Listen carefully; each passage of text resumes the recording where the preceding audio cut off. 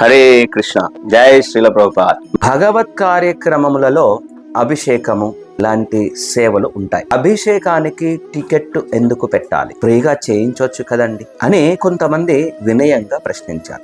అభిషేకము మందిరములలో తక్కువ మంది ఉన్నప్పుడు సంబంధిత వ్యక్తులు అర్హత ప్రకారము కానీ లభ్యత ప్రకారము కానీ ఫ్రీగా చేయిస్తారు. కానీ వేల మంది వచ్చే ఫంక్షన్లో కూర్చున్నప్పుడు అందరికీ లైన్లో కూర్చోపెట్టి ఆ 1 గంట వ్యవధిలో అభిషేకం చేయడం సాధ్యం కాదు. నెంబర్ 2, అభిషేకానికి టికెట్ పెట్టినప్పుడు ఆ యొక్క ధనాన్ని ఏం చేస్తాం? అభిషేక సామాగ్రిని కొనుగోలు చేస్తాం. అన్నప్రసాద సేవలోనే వినియోగిస్తాం. మనకు సుకృతం ఎలా వస్తుందండి? కర్మ ఫలాన్ని భగవంతుడి సేవలో ఉపయోగించినప్పుడే వస్తుంది. అంతే కారణము తప్ప వేరే ఏమీ లేదు.